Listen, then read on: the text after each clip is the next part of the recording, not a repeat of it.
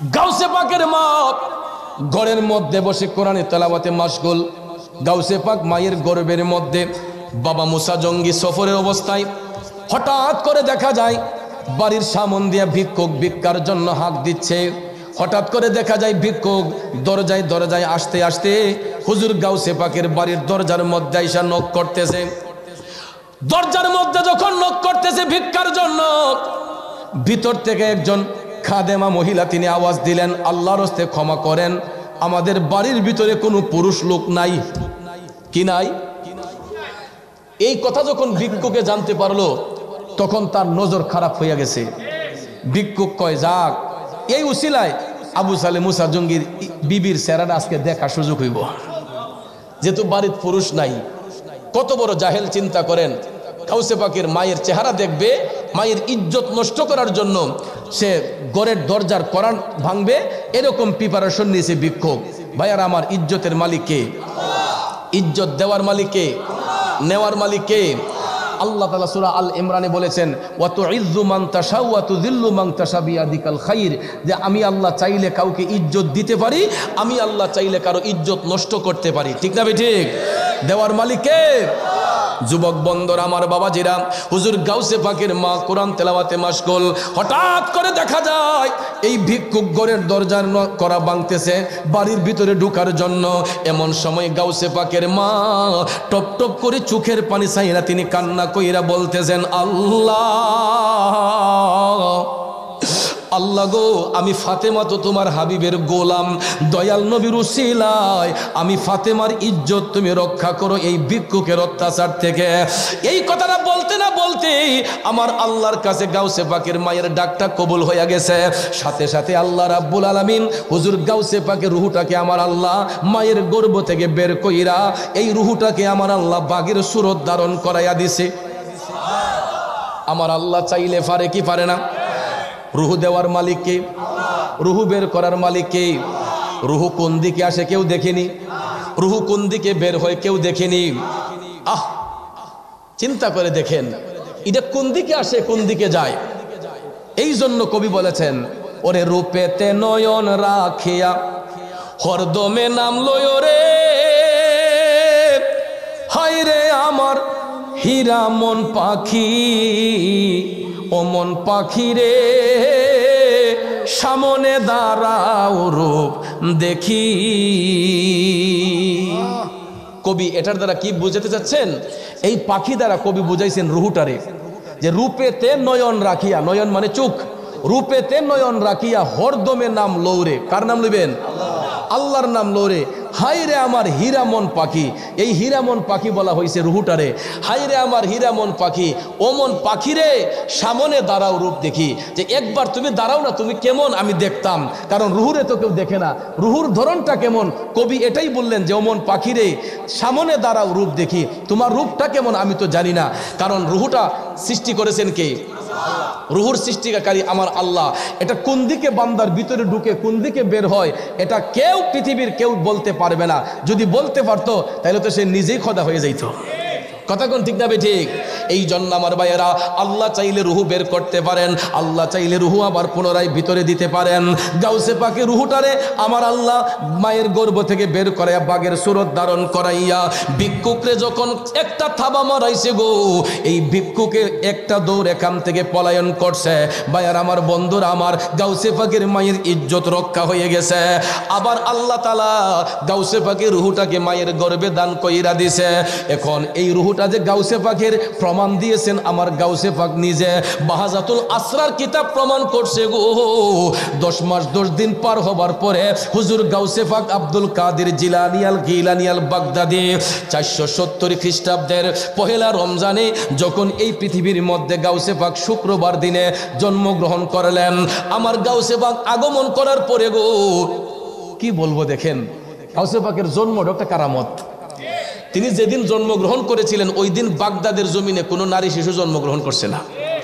প্রত্যেকটা সন্তান ছেলে সন্তান, এবং শুধু ছেলে সন্তানই নয়, প্রত্যেকটা ছেলে সন্তানরে আমার আল্লাহ ওলি বানাই দিছে। এটাও গাউসে পাকের কারামত। তারপরে ভাইয়ার আমার গাউসে পাকের বয়স যখন বাড়তে লাগলো, দিন যায় রাত যায়, দিন যায় রাত যায়, যাইতে যাইতে যাইতে গো হুজুর গাউসে পাকের বয়স যখন 2 থেকে 2.5 বছর হলো। সাধারণত এই বছরের বাচ্চারা মায়ের স্তন থেকে দুধ পান করে, 2-2.5 বছর পর্যন্ত বাচ্চারা মায়ের দুধ খায়, কথা কোন ঠিক না? গাউসে পাক আব্দুল কাদের জিলানীর বয়স 2 থেকে 2.5 বছর।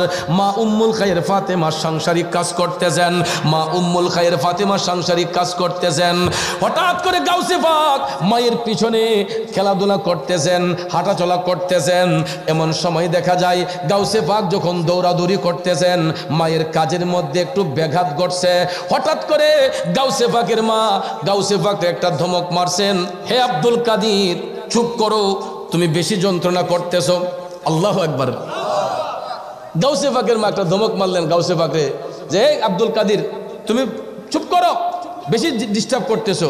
ভাইয়ার আমার, আমাদের মারও দেখবেন বাচ্চাদেরকে মাঝে মাঝে ধমক দেয়, হঠাৎ করে দেখবেন আসারও মেরে দেয়। এরপরে বাচ্চা যখন কান্দে দেখবেন আবার ওই মা ওই গিয়া টান দিয়ে কুলো লয়, কথা কোন ঠিক না? এটা হলো মায়ের আদর। মা একবার শাসন করবে আর একবার সোহাগ করবে, কথা কোন ঠিক কিনা? কিন্তু মাকে কখনো শত্রু মনে করবেন না। হুজুর গাউসে পাকের মা উম্মুল খায়ের ফাতেমা আমার গাউসে পাকরে যখন ধমক দিয়ে বললেন, হে আব্দুল কাদের তুমি বেশি দুষ্টমি করতেছো, জ্বালা যন্ত্রণা দিচ্ছ, আমার গাউসে পাক এই ধমক খায়া টপ টপ করে চোখের পানি চাইরা কান্দা কয়, মাগো মা, আমি আব্দুল কাদের একটু খেলাধুলা করতে যে আপনার সহ্য হইল না। আমি আব্দুল কাদের যদি আপনার গর্বে না আসতাম, ওই দিন তো আপনার ইজ্জত রক্ষা হইতো না। মা ডাক দিয়া কয়, আব্দুল কাদের, ও আব্দুল কাদের, তুমি আমার ইজ্জত রক্ষা করলা কেমনে? কোন দিন তুমি আমার ইজ্জত রক্ষা করছো? তখন গাউসে পাক ডাক দিয়া কয়, আম্মা গো, মা আপনি স্মরণ করে দেখুন তো ওই দিনটার কথা, যেই দিন আমার বাবা মুসা জঙ্গি বাড়ির মধ্যে ছিলেন না, সফররত অবস্থায় ছিলেন। মাগো মা, আমাদের বাড়ির মধ্যে ভিক্ষুক কুনজরে ঢুকতে চাইছিল, মনে হয়নি? গাউসে পাকের মা কয়, হে আব্দুল কাদের, এটা তো বহুদিন আগের কথা, তখন তো তুমি আমার গর্বে ছিলা, তুমি জানো কেমনে? সুবহানাল্লাহ কয় না রে? আমার গাউসে পাক জানতে পারে কি পারে না? জানাইছে কে? বন্ধুরা আমার, বাবাজিরা গো, গাউসে পাক ডাক দিয়া কয়, মাগো মা, আপনি এই মুসিবতের মধ্যে পইরা যেই নবীর উসিলা দিয়া মহান আল্লাহরে ডাক দিছিলেন, আমারে আল্লাহ তাআলা ওই নবীর মহব্বতেই জানাইয়া দিছে। আব্দুল কাদের এটা কেমনে? তখন গাউসে পাক ডাক দিয়া কয়, মা আপনি স্মরণ করে দেখুন, ভিক্ষুক যখন আপনার ইজ্জত নষ্ট করার জন্য দরজা ভাঙ্গার চেষ্টা করছিল, মাগো আপনি তখন ঘরের ভিতর থেকে আমার আল্লাহরে ডাক দিয়ে কইতেন, আল্লাহ দয়াল নবীর উসিলায় আমি ফাতেমার ইজ্জত রক্ষা করো, বাড়ির মধ্যে কোনো পুরুষ লোক নাই। মা কয়, হ আমি কইছিলাম তুই কথা। আব্দুল কাদের তুমি জানো কেমনে? গাউসে পাক কয়, মা আমারে জানাইছে আল্লাহ, আপনার এই ডাকের মধ্যে এই কথাটা একটু রং ছিল আম্মা, আপনি যে বলেছিলেন বাড়িতে পুরুষ লোক নাই, এই কথাটা আপনার রং ছিল। মাগো, পুরুষ লোক আমি আব্দুল কাদের এই বাড়িতে ছিলাম, যদি আমার বডিটা ছিল না, আমার জিসিম ছিল না, কিন্তু আমার রুহুটা ওই বাড়ির মধ্যে ছিল। আরো জোরে কন্যা সুবহানাল্লাহ। अरे बदलो मेरे बेतकदीर, बदलो मेरे बेतकदीर, गौसुल आजम दोस्तों गिर सुन लो ए पीरों के पीर, गौसुल आजम दोस्तों गिर सुन लो ए पीरों के पीर, गौसुल आजम दोस्तों गिर। कष्ट হচ্ছে আমার বাবাজিরা। গাউসে পাক ডাক দিয়া কয়, মাগো মা, ও দরদি মা, ভিক্ষুক যখন আপনার ইজ্জত নষ্ট করতে চাইছিল, আপনি যখন আল্লাহরে ডাক দিছিলেন, ওই ডাকটারে আমার আল্লাহ কবুল কইরা প্রমাণ করছে, বাড়ির মধ্যে পুরুষ আমি আব্দুল কাদের ছিলাম, যদি আমার বডি ছিল না, আমার রুহুটা ছিল গো মা, আল্লাহ তাআলা আপনার গর্ভ থেকে আমি আব্দুল কাদেরের রুহুটাকে বের করে দিয়া এই রুহুটারে আল্লাহ বাঘের সুরত ধারণ করাইয়া দিছে। তখন মায়ের মনে হইল যে আসলে তো ঠিক, আমি তো তখন দেখেছিলাম কোথা থেকে যেন একটা বাঘ আইসা ভিক্ষুকরে থাবা দিয়া আবার মুহূর্তের মধ্যে উদয় হয়ে গেছে। গাউসে বাঘ ডাক দিয়া কয়, মা ওই রুহটাই ছিল আপনার সন্তান আমি আব্দুল কাদের জিলানীর। আরো জোরে জোরে কন্যা সুবহানাল্লাহ। এই জন্য আশেক কয় গাউসুল আজম লাসানি আব্দুল কাদের জিলানী, গাউসুল আজম লাসানি আব্দুল কাদের জিলানী। ভণ্ডরা করুক যতই ভণ্ডামি, শত্রুরা করুক যতই দুশমনি, তুমি গাউসুল আজম লাসানি হে আব্দুল কাদের জিলানী, হে আব্দুল কাদের জিলানী। গাউসুল আজম লাসানি আব্দুল কাদের জিলানী, গাউসুল আজম লাসানি আব্দুল কাদের জিলানী। খারাপ লাগতেছে আমার বাবাজিরা, বন্ধুরে রাত কি রাত চলে যাবে, আমার গাউসে পাকের কারামত বইলা শেষ করা যাবে না। এ বন্ধুরা আমার বাবাজিরা দেখেন, গাউসে পাক মায়ের গর্ভে থাকা অবস্থায় কারামতের অধিকারী, দুনিয়াতে আসার পরে শিশুকালে আমার গাউসে পাকের কারামতের অধিকারী। আমার গাউসে পাক কিশোর বয়সে কারামতের অধিকারী, যৌবন বয়সে কারামতের অধিকারী, বৃদ্ধকালে গাউসে পাক কারামতের অধিকারী। দুনিয়া ছেড়ে কবর দেশে গিয়াও আমার গাউসে পাক কারামতের অধিকারী। কথা কোন ঠিক কিনা? আব্বাজি আমার গাউসে পাক কেমন গাউসে পাক বাহাজাতুল আসরার কিতাবে এটাও প্রমাণ করছে। আমরা অনেক সময় রুগী দেখতে যাই না? রুগী দেখতে যাওয়া এটা সুন্নত। আমার রসুল বলছেন কোনো মানুষ যদি অসুস্থ হয়, রোগ ব্যাধিতে আক্রান্ত হয়, তোমরা পবিত্রতা হাসিল করে রুগীর পাশে গিয়া তাকে সান্ত্বনা দেও। এটা মনে রাখবেন, রুগী দেখতে যদি কেউ যান অজু করে যাবেন, এটা নবীর সুন্নত। রসুল বলছেন তোমরা পবিত্রতা অর্জন করো, আত্মহুরু শাত্রুল ইমান, পবিত্রতা হইছে ইমানের অঙ্গ। এই জন্য রসুল বলেছেন যে তোমরা যখন কোনো রুগীর পাশে যাইবা, অসুস্থ রুগীর কাছে যখন যাইবা, তোমরা অজু সহকারে ওই রুগীর পাশে যাও, পবিত্র হয়ে যাও, যাতে করে তোমাকে দেখলে ওই ব্যক্তির একটা ফ্রেশনেস, তোমার একটা ফ্রেশনেস ভাব দেখে, তোমার রূপের উজ্জ্বলতা দেখে রুগীর মধ্যে একটা স্বস্তি ফিরে আসে। কথা কোন ঠিক না বেঠিক? দেখবেন যদি ক্যান্সার রুগী হয়, আলসার রুগী হয়, যদি রুগীর পাশে যদি স্বজনরা থাকে, রুগী অর্ধেক সুস্থ হয়ে যায়। তারপরে দুনিয়ার কোনো ভালোবাসার মানুষ, বন্ধু বান্ধব রুগীর পাশে গেলে দেখবেন কয় ভাই আপনার এদিককে আমার মনটা অনেক সুস্থ হয়ে গেছে গা, আমার শরীর রিফাত হয়ে গেছে গা, এরকম বলেন অনেকে। রুগী দেখা এটা সুন্নত, রসুলের সুন্নত। আমার গাউসে পাক আব্দুল কাদের জিলানী আল গিলানী, ওনার এলাকার মধ্যে একজন অসুস্থ রুগী ছিলেন। গাউসে পাক ওনাকে দেখার জন্য ওনার বাড়ির উদ্দেশ্যে রওনা হইলেন। সুবহানাল্লাহ কোন। আমার গাউসে পাক খবর পাইলেন লোকটা অসুস্থ। খবর পাইয়া ওযু সহকারে গাউসে পাক যখন রওনা হলেন, যাইতে যাইতে যাইতে গো ওই ভদ্রলোকের বাড়ির কাছে যখন গাউসে পাক গেলেন, ঘরে ঢুকেন নাই। গাউসে পাক বাড়িতে ঢুইকা দেখতেছেন দুইটা খেজুর গাছ, একটা গাছও জীবিত না, দুইটা গাছের পাতা মরে গেছে। একটা গাছও জীবিত না, দুইটা গাছ মরা, এবং এই দুইটা গাছই খেজুরের গাছ। কিসের গাছ?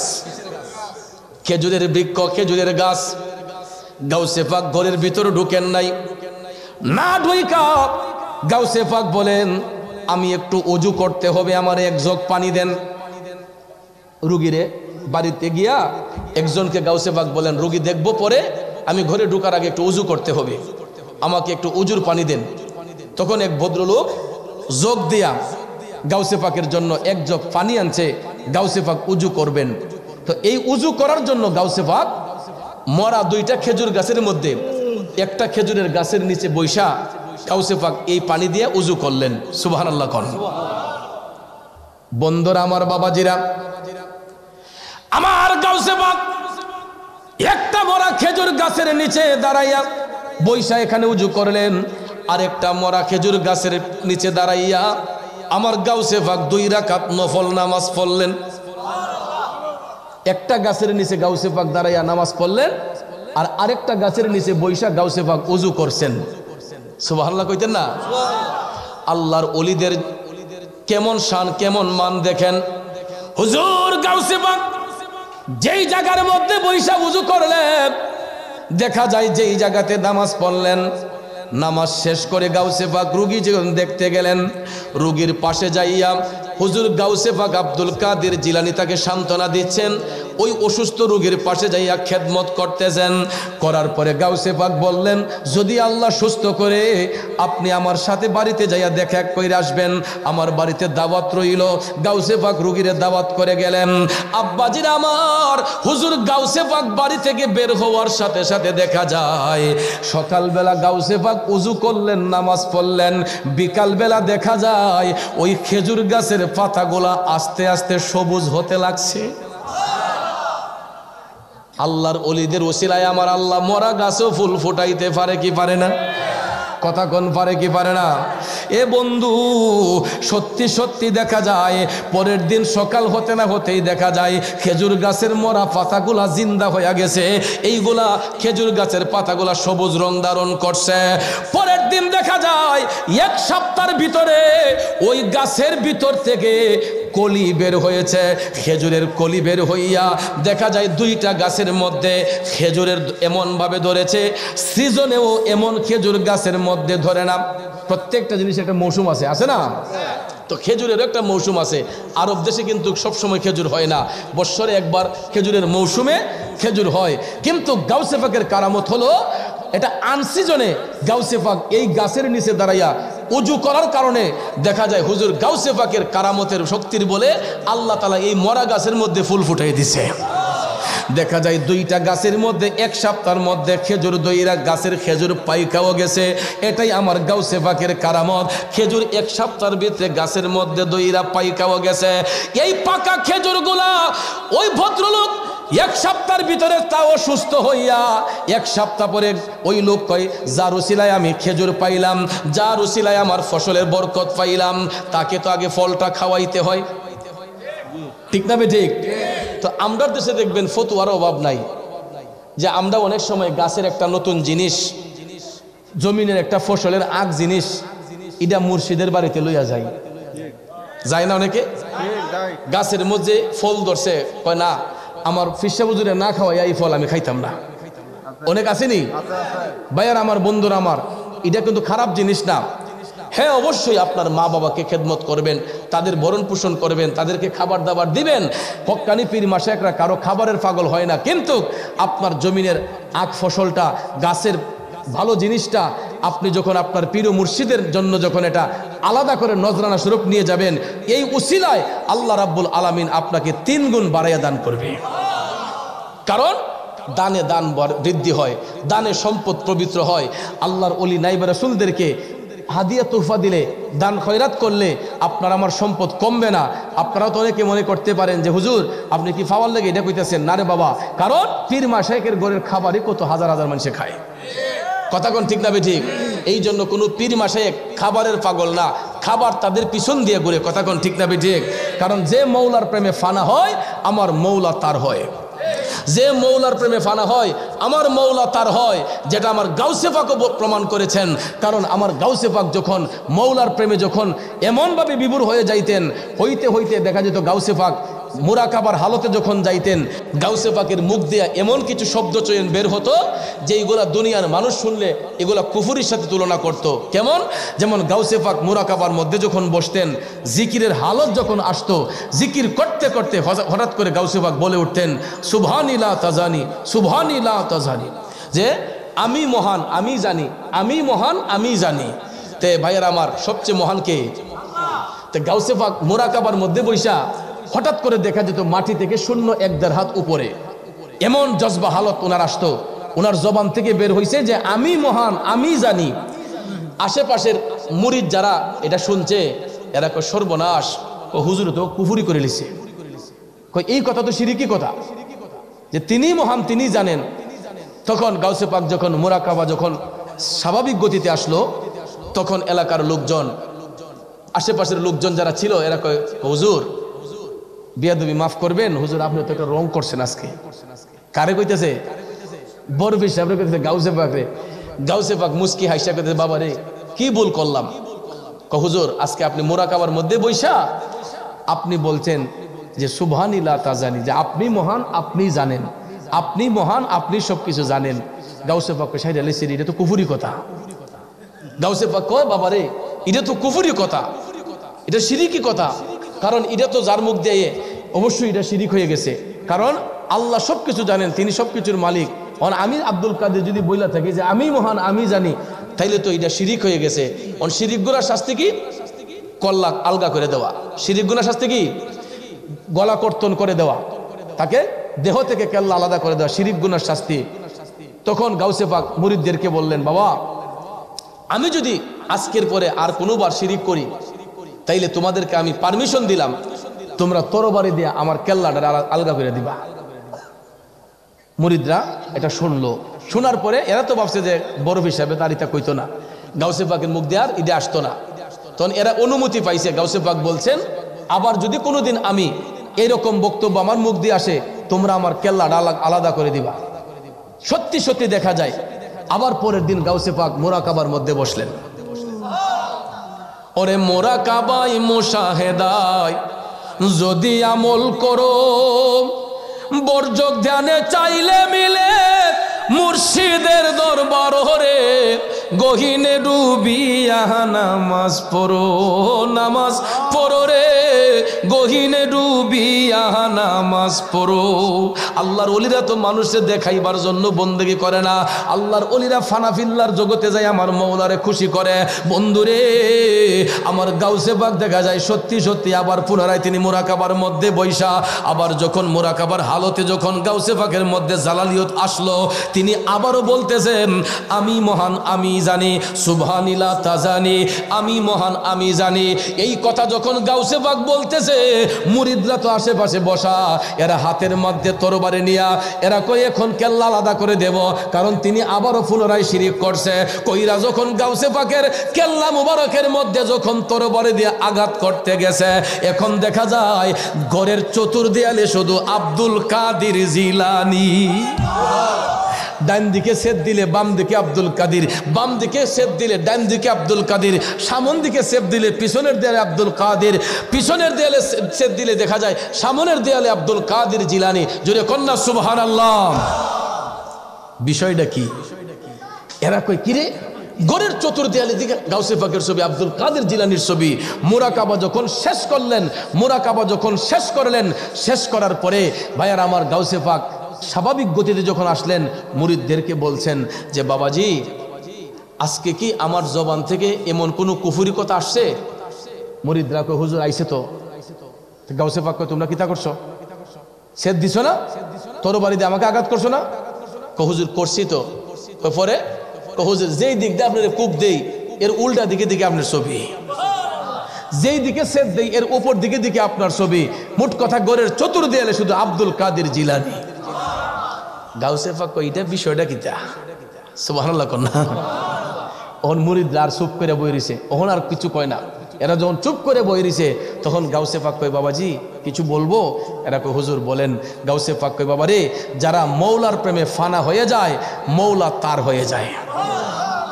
আমি আব্দুল কাদেরের জবানের কথা না এটা, আমি যখন মৌলার প্রেমে বিভোর হয়ে গেছি, মৌলা আমি আব্দুল কাদেরের মধ্যে চলে আসছে। কারণ কুলুবুল মুমিনিন আরশুল্লাহ, মুমিনের কাল্পটাই হচ্ছে আমার আল্লাহর আরশ। কথা কোন ঠিক না বেঠিক? এই জন্য ওই কাল্পটাকে পরিষ্কার রাখতে হবে। কাল্পটাকে জিন্দা যদি করতে হয় বেশি বেশি করে আল্লাহর ইসমে জাতের জিকির দিয়ে কালবের মধ্যে আঘাত করতে হয়। প্রত্যেকটা মানুষের বাম স্তনের 2 আঙ্গুল নিচে একটা কাল্ব আছে, এটারে বলা হয় লাতিফায়ে কাল্ব। কি বলা হয়? লতিফায়ে কালব। এটা জন্মের পরে আয়নার মতো পরিষ্কার থাকে। বাজানো মানুষ যখন সাবালক হইয়া যায় তখন পাপ করতে করতে নফসে আম্মারার দুকাই পইরা এই আয়নার মতো পরিষ্কার কালবটা টিক্কার মতো কালো হইয়া যায়। তখন মানুষের দিল পাষাণ হইয়া যায়। ওই মানুষগুলো তখন ইবাদতের মধ্যে মজা পায় না। তখন ইবাদত করতে গেলে শয়তান ধোঁকা দেয়। এই জন্য শায়েখগণ বলছেন, সুফি সাধকগণ বলছেন, লৌহের মধ্যে জং ধরলে হাতুড়ি দিয়ে বাড়ি দিলে যেই যেই রকম লৌহের জং দূর হয়, আল্লাহ আল্লাহ শব্দ বইলা কালবের মধ্যে যখন আঘাত করা হয়, ওই কালবটা অন্ধকার কালবটা টিক্কার মতো কালবটা তখন আয়নার মতো পরিষ্কার হয়। যখন আল্লাহ আল্লাহ জিকির দিয়া জরব দেওয়া হয় কালবের মধ্যে, তখন ওই কালবটা নূরান্বিত হয়। আর কালবটা যখন নূরান্বিত হয় তখন কাশফুল কলুব হয়ে যায়, অন্তর্চক্ষু খুলে যায়। অন্তর্চক্ষু যখন খুলে যায়, বান্দা যখন আপন কালবের দিকে মুতাওয়াজ্জি হয়া চোখ বন্ধ করে যখন কালবের দিকে মুতাওয়াজ্জি হয়, ওই বান্দা আমার আল্লাহর আরশ পর্যন্ত দেখতে পায়। কিন্তু আমরা এই চিন্তাতে নাই। আমরা আসি খালি কে কারে ডাবানো যায়, কোন হুজুরের পাঞ্জাবি লাম্বা, কোনটা বাইটটা। আমরা আসি খালি ইতালিয়া গবেষণা, কিন্তু নিজের আত্মাটাকে শুদ্ধ করার জন্য একটাবার চেষ্টা করি না। হে যুবক ভাইয়ের আমার, এত যে বাহাদুরি দেখাইতেছি, এতই যে বড়াই করতেছি, আমরা তো নিজের রূপের সাথেই বাহাদুরি করতে পারি না। কি মুরব্বি ভারি, আমরা তো নিজের রূপের সঙ্গেই বাহাদুরি করতে পারি না। বলতে পারেন চৌধুরী সাহেব কেমনে? কারণ আয়না যতক্ষণ চোখের সামনে থাকে আমরা রূপটা দেখতে পারি। আয়না যদি না থাকে এই রূপটা কি আর দেখা যায়? তাইলে এত বাহাদুরি কিসের? মানুষের রূপের মধ্যে আমার আল্লাহর 7টি সিফাত আছে। কয়টি? 7টি সিফাত আছে, 7টি অঙ্গ আছে। এই 7টি অঙ্গের কোনো একটা অঙ্গ মানুষ তার নিজ চোখে দেখে না। রাইফুরি সাহেবের একটা মোবাইল ইহানো থাকলে তো আমি চুরি করলাম। না, বাটন মোবাইল তো দেখতেছি না, নিচে নি পড়লো। একটু দূর শরীফ পড়েন, আল্লাহুম্মা সাল্লি আলা সাইয়্যিদিনা মুহাম্মাদ, আল্লাহুম্মা সাল্লি আলা সাইয়্যিদিনা মাহাদিনা বি শাফি মাওলানা। বাবাজি কষ্ট দিতেছে আপনাদের, এই কথাটা বলে যাই কারণ এটা আপনাদের উপকার হবে। এটা ধারণাটা অনেকের নাই। মানুষের রূপের মধ্যে আল্লাহর 7টি সিফাত আছে, 7টি অঙ্গ আছে। এই 7টি অঙ্গের কোনো অঙ্গ মানুষ তার নিজের চোখ দিয়ে দেখে না। অঙ্গগুলা কোনটা আগে শুনুন। একটা হলো মাথার তালু, যেখানে মগজ থাকে, ব্রেইন থাকে, বিবেক থাকে, এটা হলো একটা, গণবেন। আর একটা হলো কপাল, যেটাকে পেশানি বলা হয়, যেখানে তাকদির লিপিবদ্ধ করা হয়। ঠিক না ঠিক? অনেক সময় আমরা বলি না যে আমার কপালও যেটা লেখা আছে ডুইব, তাকদির লিপিবদ্ধ হয়, এটা কপাল। এটা হলো একটা অঙ্গ। কয়টা হইল? নাক হলো একটা, 2 চোখে হলো একটা, 2 গালে হলো একটা, ঠোঁট হলো একটা, থুতি হলো একটা। এই 7টা অঙ্গের কোনো একটা অঙ্গ আয়নাবিহীন মানুষ নিজেরটা নিজে দেখতে পারে না। এখন প্র্যাকটিক্যাল আসুন, আপনি উপরের দিকে তাকান, আল্লাহর আসমান দেখতে পাবেন, কিন্তু আপনি দেখেন তো আপনার নিজের চোখ দিয়ে মাথার তালুটা দেখা যায়নি? আপনার চোখের উপরে কপাল, আপনি উপরে চাইলে আসমান দেখবেন, বলুন তো নিজের কপালটা দেখা যায়নি? আপনার 2টা চোখ সমানে আছে, মাঝখানে শুধু একটু গ্যাপ। ডান চোখ দিয়ে কি বাম চোখটা দেখা যায়? বাম চোখ দিয়ে ডান চোখ দেখা যায়? এবার আসুন নিচে যাই, চোখের নিচে নাক, নিজের চোখ দিয়ে দেখেন তো নিজের নাকটা দেখা যায়নি? এই যে গালগোলা দেখেন, চেষ্টা করে নিজের চোখ দিয়ে দেখা যায়? নিজের জবান দিয়ে যে কথা বলি, পৃথিবীর মানুষ আমার আপনার কথা শুনে, কিন্তু আমার কথাটা আমি নিজে শুনি না, আমার চোখ দিয়ে আমার ঠোঁটটা আমি দেখি না, দেখা যায়? এই যে থুতিটা দেখেন তো, নিজের থুতিটা দেখা যায়? তাহলে ভাইয়ার আমার, অথচ দেখেন এটা আমার দেহের মধ্যে বিরাজমান, আমার নিজের চোখ দিয়া আমার রূপটাকে আমি দেখতে পাই না, তাহলে ওই রূপটা কিভাবে দেখব? আরে ভাবনা চিন্তা দূর হইল আমার মুর্শিদ কোলে পাইয়া, ভাবনা চিন্তা দূর হইল আমার মুর্শিদ কোলে পাইয়া। আরে নাচে নাচে হাসন রাজা মুর্শিদের পাইয়া, আপনার রূপ দেখিলাম রে, রূপ দেখিলাম রে নয়নে, আপনার রূপ দেখিলাম রে। কবি চিন্তা ভাবনা কইরা দেখছে, আয়না ছাড়া তো রূপ দেখা যায় না, তাইলে প্রত্যেকটা মানুষেরও তো আয়না থাকা দরকার। ওই মানুষগুলার আয়না হচ্ছে তার কামেল মুর্শিদ। আরো জোরে কোন সুবহানাল্লাহ। মুর্শিদ রূপ ধারণ কইরা যেই ব্যক্তি আপন কালবের দিকে মুতাওয়াজ্জি হবে, ওই মুর্শিদ রূপে সে আমার মৌলা খুঁজে পাবে, মুর্শিদ রূপে আমার নবীর দর্শন পাবে। কথা কোন ঠিক না বেঠিক? এই জন্য আমার ভাইয়েরা, আমরা যে শাইখের প্রেমে পাগল হই, কেন হই? এটা তাসাউফের কথা। এগুলা শুনলে আবার অনেকে আপনার এই বিশৃঙ্খলা সৃষ্টি করবো যে শিরিকি কথা কইছে, বেদাতি কথা কইছে। কিন্তু নিজ দেহটাকে চিনবেন। দেহের বাঘ তিনটা। কয়টা? একটা ফানাফিল্লাহ, একটা ফানাফির রসুল, একটা ফানাফির শাইখ। তিনটা ভাগ হচ্ছে দেহের ভাগ। ফানাফিল্লাহ, ফানাফির রসুল। নাভি থেকে এই গলা বুক পর্যন্ত এই দেহটাকে বলা হয় ফানাফির রসুল। নাভি থেকে পায়ের বৃদ্ধাঙ্গুল পর্যন্ত এটাকে বলা হয় ফানাফির শাইখ। আর এই জায়গাটাকে বলা হয় ফানাফিল্লাহ। এই ফানাফিল্লাহর অংশে 60টি অঙ্গ। এই কোনো একটা অঙ্গ মানুষ নিজেরটা নিজের চোখ দিয়ে দেখে না। দেখতে গেলে আয়না লাগে, মাধ্যম লাগে না? তা আয়না যদি ভেঙ্গে দেই তাহলে আমার রূপ আমি দেখবো কিভাবে? আয়না ছাড়া রূপ দেখতে হবে। এটা কিসের আয়না? এই কাল্বটাকে নূরান্বিত বানাইতে হবে। কাল্বের আয়না যখন পরিষ্কার হয়ে যাবে, কাল্বের ময়লা যখন দূর হয়ে যাবে, ওই আয়নাটা ঝকঝকে হবে। তখন চোখ বন্ধ করলে আপন আপন কাল্বের মধ্যে নিজের রূপ খুঁজে পাইবেন। কথা কোন ঠিক না বেঠিক? আমার কথায় কি রাগ করছেন? গুসা নিছেন?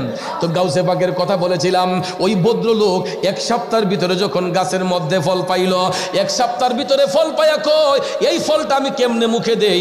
আমার হুজুরকে না দিয়া, গাউসে পাকরে না দিয়া এই ফলটা আমি কেমনে খাই? তখন গাছের নতুন ফলটা আগে পাইরা ওই ব্যক্তি কি করলো? এই ফল নিয়ে গাউসে পাকের বাড়ির উদ্দেশ্যে রওনা হইছে। যাইতে যাইতে যাইতে গো গাউসে পাকের বাড়িতে যাইয়া উপস্থিত হইয়া হুজুর গাউসে পাকরে ডাক দিল। গাউসে পাক বের হলেন। গাউসে পাক লুকরে দেই কবাক, কয় হুজুর আমি সুস্থ। কি এটা? কয় হুজুর এটা আপনি যেই গাছের নিচে দাঁড়াইয়া নামাজ পড়ছিলেন, যেই গাছের নিচে আপনি এই উজু করছিলেন, আল্লাহ রহমতে হুজুর আপনার এই উজুর পানি গাছের নিচে পড়ার কারণে আল্লাহ রাব্বুল আলামিন মরা গাছের মধ্যে এই ফল ফুটাইছে।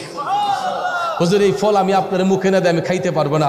তখন গাউসে পাক খুশি হইয়া আল্লাহর নিয়ামত এই খেজুর, একটা খেজুর মুখে দিয়া উপস্থিত যারা ছিলেন সবাইকে এখান থেকে হাদিয়া তাবারুক হিসেবে গাউসে পাক দিয়ে বললেন, যান আল্লাহ রাব্বুল আলামিন আপনার সম্পদ ফসল আরো বৃদ্ধি করে দেব। এই বলে গাউসে পাক দোয়া কইরা দিলেন।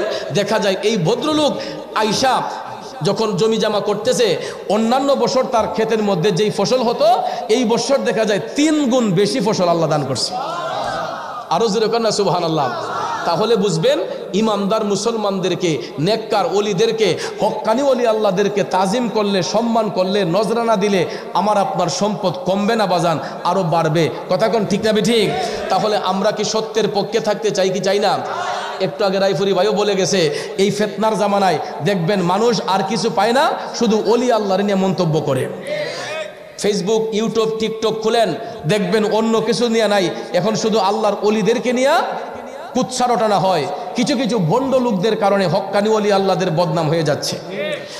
লাল শালু মাথায় দিয়ে, লম্বা চুল নিয়ে, হাতের মধ্যে আশা নিয়ে, লাঠি নিয়ে, দেখবেন এই কিছু কিছু ফকির পাগল, এরা দেখবেন নিজের পেটের ধান্দায় ঘুইরা কিছু কিছু জায়গায় আমাদের সুন্নি জামাতকে প্রশ্নবিদ্ধ করে। আর এদের এই কবিরাজি দেখা, এদের এই ফালতু কিছু কাজ দেখা মানুষ মনে করে হক্কানি ওলি আল্লাহ সবাইকে মনে করে এইরকম। ঠিক না ঠিক? এদের কারণে সুন্নি জামাতের বদনাম হয়। আল্লাহ যেন তাদেরকে হেদায়েত নসিব করে। একটা কথা বলে যাবেন না, এই দেশ আবাদ হয়েছে আল্লাহর ওলিদের মাধ্যমে। এই দেশে ইসলামের অভয়বাণী আসছে আল্লাহর ওলিদের মাধ্যমে। ঠিক না ঠিক?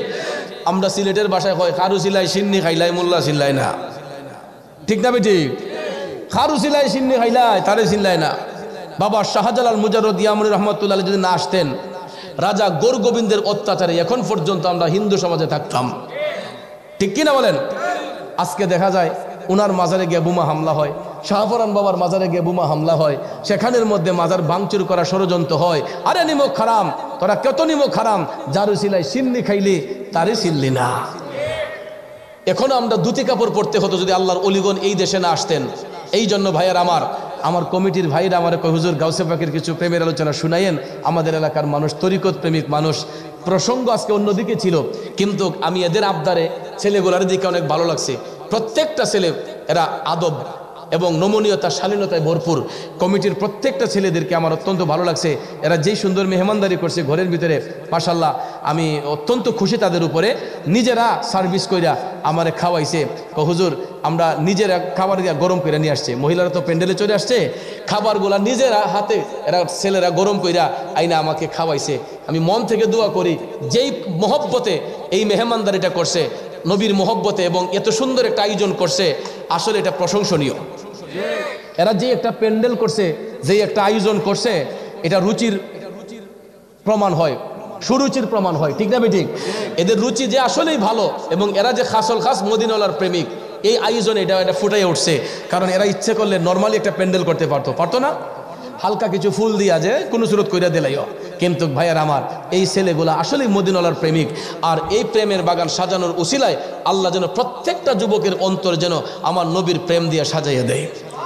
তবে একটা কথা বলবো, সুন্নি জামাতকে কলঙ্কিত করবেন না। হাটে থাকেন, ঘাটে থাকেন, যেখানে থাকেন, যে অবস্থায় থাকেন, ওক্ত মোতাবেক নামাজটা পড়বেন, নামাজটা ছাড়বেন না। আব্বা, যুবক ভাই, আমি জোর হাত করে বলবো, নামাজটা ছাড়বেন না। নামাজটা 5 ওয়াক্ত পড়বেন, হালাল রিজিক খাওয়ার চেষ্টা করবেন। প্রয়োজন হলে 3 বেলা না খাইয়া 1 বেলা খাইমু। এরপরে আমাদের খাবারটা যাতে হালাল হয়। আর প্রত্যেকটা খাবার মুখে দেওয়ার সময় বিসমিল্লাহি ওয়া আলা বারাকাতিল্লাহ মনে থাকবে। আমরা যখন ভাত খাইতে বসবো, আল্লাহুম্মা বারিক লানা ফিমা রাযাকতানা ওয়া কিনা আযাবান নার, এই দোয়াটা পাঠ করব খাবারের পূর্বে। তারপরে খাবার যখন সামনে আসবে, আমরা বিসমিল্লাহি ওয়া আলা বারাকাতিল্লাহ। আপনি যেই কোনো খাবার খান, একটা ফল খান, যাই খান, ভাত খান, সবজি খান, যেই কিছু খান, বিসমিল্লাহি ওয়া আলা বারাকাতিল্লাহ এটা বলে যখন খাবার মুখে দিবেন, অনেক সময় দেখবেন বাতের নলা মুখে দিলে আমরা প্রত্যেকটা মুহূর্তে মুহূর্তে হা করতে হয়, ঠিক না? তো অনেক সময় শয়তানের প্ররোচনা আমাদের মুখে ঢুকতে পারে। এই জন্য যখন বাতের নলা মুখে দিবেন, মুখটা হা করতে হয় না, তখন বলবেন ইয়া ওয়াজিদু, ইয়া ওয়াজিদু, এটা মনে রাখবেন, ইয়া ওয়াজিদু। প্রত্যেকটা বাতের নলা মুখে দিলে নেওয়ার সময় ইয়া ওয়াজিদু এটা বলবেন। আর প্রথমবার যখন খাবার মুখে দেব, বিসমিল্লাহি ওয়া আলা বারাকাতিল্লাহ। হ্যাঁ, আল্লাহর রহমতে দেখবেন পেটের মধ্যে ফুড পয়জন হবে না, খাবারের মধ্যে কোনো বেজাল হবে না। এই শুটকির ভর্তা দিয়ে ভাত খেলেও দেখবেন এই খাবারটার মধ্যে একটা তৃপ্তি আসবে। এই জন্য অনেকে তো দেখবেন কে রাত দোয়া কে ফাও দো, ওহন দেখছি খাবার লিও টিকটক শুরু গেছে গা। আর এগুলা কতগুলা মূর্খ বেয়াদব ইউটিউবার আছে, না জানে পড়াশোনা, না জানে কিছু, ভাবছে যে আমরা যে কোনোভাবে গিয়া একটা অভিনয় কইরা সাইরা দিলে এটার মাঝে মানুষে দেখবো, ভিউয়ার আইব। আমার কাছে এত কষ্ট লাগে। দাড়ি পাইখা গেছে, মরণের কথা চিন্তা করে না। এই মুরব্বী লোকটা দেখা যায় টিকটকের মাঝে গিয়া অভিনয় শুরু করছে। কিরে ভাই, আমরা কি মরণ ডোরাই না? যে কোনো মুহূর্তে তো মরণটা হইতে পারে। আজকে এই একটু ভিউয়ার্স পাওয়ার জন্য, ফলোয়ার বাড়াইবার জন্য, হারাম পথে ইনকাম করার জন্য আমরা এত নিচে নেমে গেলাম। আমার এত কষ্ট লাগে যে আমরা নিজের রুচির কাছে এত কষ্ট লাগে যে রুচিগুলা এত নষ্ট হয়ে গেল মানুষের, এত কুরুচিপূর্ণ হয়ে গেল মানুষ এই সমস্ত আজে বাজে এই টিকটকগুলা দেখা, এই স্পটগুলা, এই স্ন্যাপগুলা দেখা দেখা যায় অনেক মানুষগুলা এগুলা হাস্যকরভাবে নিয়ে দেখা যায় এদেরকে এই লাইক কমেন্ট দিয়া এরার ভিউয়ার্স বাড়াই দিছে। কিন্তু এগুলার কারণে সমাজ ধ্বংস হইতেছে, এগুলার কারণে সমাজ নষ্ট হইতেছে। আল্লাহ যেন হেদায়েত নসিব করে, সবাই আমিন কন। এই জন্য আমি যুবক ভাইদেরকে বলবো, আপনারা রাগ করবেন না। আজকে যারা আসছেন, অনেক যুবকের মাথায় টুপি নাই, তো আপনারা মাহফিলে আসলে মাহফিলে একটা পরিবেশ নিয়ে আসবেন। মাহফিলে আসলে অজু কইরা, হ্যাঁ আপনার জিন্সের প্যান্ট থাকুক, রাবার স্কিন থাকুক, এটা তো রাবার স্কিন নাকি? এই জন্য আমি বলবো যে আপনি যদি স্টিচ কাপড়ের প্যান্টও পরেন, অসুবিধা নাই, আপনি উজু কইরা একটা মাথায় টুপি দিয়া নবীর বাগানে বসেন। আর চেষ্টা করবেন এই স্টিচ কাপড়গুলা, জিন্সগুলা, এগুলা পরিহার করার চেষ্টা করবেন। কারণ আমরা যুবকরা চাইলে আমাদের সমাজটারে পরিবর্তন করতে পারি। ভাইয়ের আমার, এই যে জিন্স প্যান্ট, এটা কিন্তু আমাদের উপকার হয় না, অপকার হয়। এটা এক তো আমাদের চামড়ারও ক্ষতি হয়, তারপরে এটার দ্বারা অনেক যুবক ভাইরা বৈশা ইস্তেঞ্জা করতে পারে না, অনেক ভাই বৈশা ইস্তেঞ্জা করতে পারে না। এই জন্য আমি যুবকদেরকে আমি বিনয় করে বলবো, বিনয়ের সহিত বলবো, আমি বন্ধুত্বের দাবি নিয়ে, যে আপনারা কখনো রাস্তাঘাটে দাঁড়াইয়া প্রস্রাব করবেন না, দাঁড়াইয়া প্রস্রাব করবেন না, দাঁড়াইয়া প্রস্রাব করবেন না। যুবক, এখন হয়তো আপনার শরীরে শক্তি আছে, আপনার শরীরে বাহাদুরি আছে, কিন্তু একটাবার ভুলে যাবেন না, এই শক্তিটা কিন্তু আমার আল্লাহ দিয়েছেন। হাদিস শরীফ বলছে যে যারা প্রস্রাব করে এদের কিডনিতে সমস্যা হয়। প্রস্রাব করলে দেখবেন একটা শেষ টাইমে একটা শরীরের প্রতি একটা প্রেশার আসে, ঠিক না? এই প্রেশারটা গিয়ে কোমরের মধ্যে কিডনিতে গিয়ে ধাক্কা লাগে। এই জন্য দাঁড়াইয়া প্রস্রাব করলে আমাদের কিডনি ড্যামেজ হয়ে যায়। অনেক সময় দেখবেন অনেক যুবক ভাইদের অল্প বয়সে বিদেশে গিয়েছে বা যে কোনো জায়গায় গিয়েছে, কিডনিতে সমস্যা ধরা পড়ছে, ডায়ালিসিস করতে হয়, আছে না এরকম? এই জন্য আমি যুবক ভাইদেরকে বলবো, চেষ্টা করবেন, একবারে তো পারবেন না, আপনি জিন্স প্যান্টটা পরিহার করে লুজ কাপড় পরিধান করবেন, যেটা পরে ইস্তেঞ্জা করা যায়, বৈশা এবাদত করা যায় আরামে, এবং চলাফেরাটাও আরামে করা যায়, ঠিক কিনা বলেন? আপনি দেখবেন একটা গেঞ্জি পরা, জিন্স প্যান্ট পরা যখন এক জায়গায় বসবেন, তখন পিছন দিয়ে দেখবেন এটা কোমরের নিচে কাপড়, এই প্যান্টটা চলে যায়। তখন অনেক যুবক ভাইরা বন্ধু মহলে গেলে দেখবেন এটা নিয়ে মজা করে। কিন্তু আপনি যখন একটা লুজ কাপড় যখন পরবেন, একটা ট্রাউজার যখন পরবেন, তখন দেখবেন আপনি বসলেও আপনার কোমরের জায়গাটা নিচ দিয়ে নামবে না। কথা কোন ঠিক না ঠিক? পাছার দিকে নামবে না। এই জন্য চেষ্টা করবেন জিন্সটা পরিহার করা, যদিও স্টিচ কাপড় পরি, কিন্তু এগুলা দিয়ে বৈশা ইস্তেঞ্জা করা কষ্ট হয়। প্রস্রাবের ফুটা যদি কাপড়ে পইরা যায়, আমাদের কাপড়টা নাপাক হয়, তখন তো আপনি বলেন ইচ্ছে করলে কি এই কাপড় দিয়ে নামাজ পড়া যাবে? আত্মহুরু শাত্রুল ইমান, পবিত্রতা ইমানের অঙ্গ। এই জন্য সবসময় ঢিলাঢালা কাপড় পরিধান করব, আর আমরা যেখানে মসজিদ পাবো সেখানে আমরা উজু করে নামাজের জন্য প্রিপারেশন নেব। ঠিক আছে, অনেক জায়গায় দেখবেন বদ আকিদা ইমাম। এখন বদ আকিদা ইমামের পিছনে ইক্তেদা করবেন কিভাবে?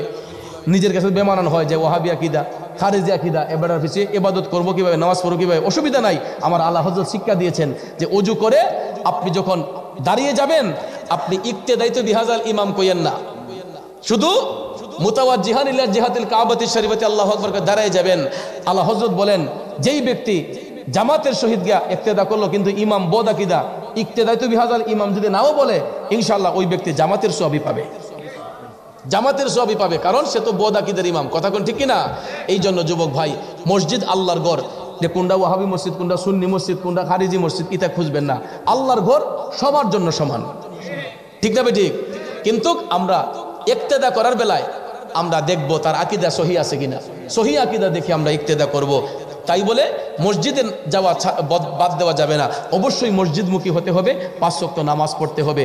আল্লাহ রাব্বুল আলামিন যেন আমি সহ আমাদের সবাইকে যেন দিনদার, মুত্তাকি, ইমানদার, পরহেজগার, নামাজি হিসেবে যেন কবুল করেন, আমরা সবাই বলি আমিন। আর যুবক ভাইদেরকে আমি বলবো, যারা এখন 15-20 বছরের যুবক, তোমরা কিন্তু আমাদের সন্তানের মতন, আমাদের বয়সটা কম না, আমি 40 পার হয়ে গেছে, 22 বছর আগে থেকে ওয়াজের মাঠে আছি ইনশাল্লাহ। তো 22 বছর আগে থেকে যদি ওয়াজের মাঠে হই, তাহলে এখন যেই ছেলেগুলা 22 বছরের, এগুলো তো আমার তাদের জন্মের আগে থেকে আলোচনার মাঠে, ঠিক না? তো অনেক সময় দেখা যায় আলেম ওলামা রাস্তাঘাটে দেখলে অনেকে টিটকারি মাঝে মজা নেই, এগুলা করলে এগুলা মানুষ পরিবারের ব্যাকগ্রাউন্ড নিয়ে কথা বলে যে তার বংশটা মনে এরকম খারাপ বংশ। এই জন্য নিজের চলার কারণে, যে কোনো জায়গা নিজের চলার কারণে, ব্যবহারের কারণে, যাতে আমাদের মা বাপ তুলে কেউ আমাদের বংশ পরিচয় নিয়ে যাতে কেউ কথা না বলে, রাস্তাঘাটে চলবেন, রাস্তার হক আদায় করে চলতে হবে। রাস্তার কিন্তু হক আছে, আপনি যে রাস্তাঘাটে হাঁটবেন, যে কোনোভাবে হাঁটতে পারবেন না। রাস্তায় হাঁটার সময় আপনার দ্বারা যাতে কোনো মানুষের কষ্ট না হয়, আমার আপনার দ্বারা যাতে কোনো মানুষের কষ্ট না হয়, এটাও বিবেচনা করে হাঁটতে হবে। এই জন্য ভাইয়ার আমার, আমরা রাস্তার হক আদায় করব, রাস্তায় চলাফেরা করলো শালীনভাবে চলবো। আল্লাহ রাব্বুল আলামিন যেন প্রত্যেকটা যুবক ভাইদেরকে এবং আমাদেরকে মদিনাওয়ালার প্রেমিক হিসেবে কবুল করেন, আমরা সবাই বলি আমিন। আসুন আমরা মায়ার নবীকে সালাম দিয়ে একটু মিলাদে কিয়াম করে আমরা একটু জিক্রে সামা করব, তারপর ইনশাআল্লাহ মোনাজাত হবে। মোনাজাত শেষে আমার ভাইয়ের আপনাদের জন্য তাবারুকের ব্যবস্থা করেছে, সবাই তাবারুক গ্রহণ করবেন। ফেরেশতোं की सलामी देने वाले फौज पढ़ते थे सैयदा हजरत माँ आमिना, सुनते थे तो आवाज आती थी या नबी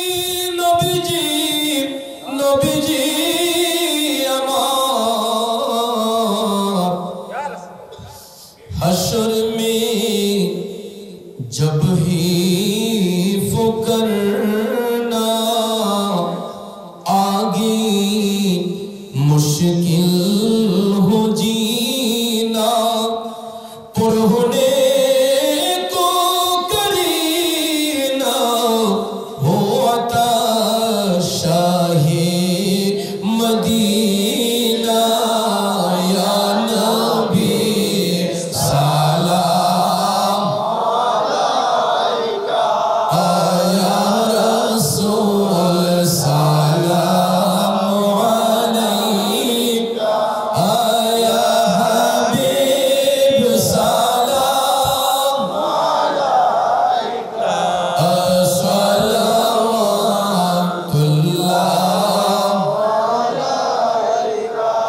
दुरुदी या रसूल अल्लाह नबीजी गो ओगो मायार नबीजी আমার কালেমায় পড়ি আপনার নাম আজানি শুনি আপনার নাম নামাজে আপনাকে সালাম আপনি যে নূরে মুজাসসাম ইয়া নবী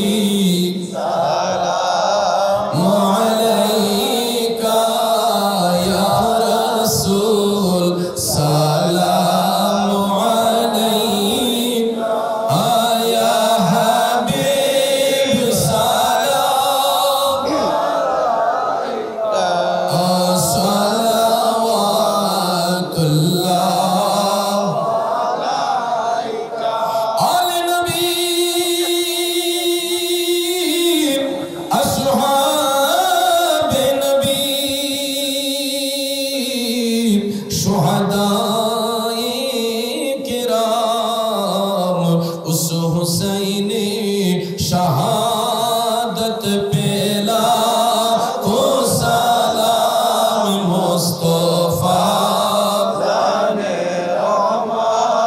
पेला को सलाम शम्ए बज़ में हिदायत पेला को सलाम उसे आज़म इमाम तो का जलवाए शाने कुदरत पेला को सलाम मुस्तफा जाने रहमत पेला को सलाम शम्ए बज़ में हिदायत पेला को सलाम संजरी अजमेरी ख्वाजा गरीब नवाज सुल्तानुल बांग्ला बाबा शाह जलाल सुल्तानुल औलिया बाबा शाह पुरान मुश्किल कुशा हाजत रवा 360 औलिया सैयदी हज़रते ज़रज़र मुर्शिद क़िबला शहंशाहे विलायत पेला हम मुस्तफा जाने रहमत पेला को सलाम शम्ए बज़ में हिदायत पेला अस्सलामई मी मुहावो मी मदल अस्सलामई बेनदीरो बेमिसाल या इलाही सदक़ाए आले रसूल ये सलामी आज़िज़ाना आशिकाना हम गुलामाना हो कबूल मदीने के चांद हजारों सलाम मदीने के चांद लाखों सलाम मदीने के चांद करोड़ों सलाम मदीने के चाँद बेहद सलाम ला इलाहा जोरे जोरे ला इलाहा एक साथे ला इलाहा माशाल्लाह ला इलाहा ও লা ইলাহা ও লা ইলাহা লা ইলাহা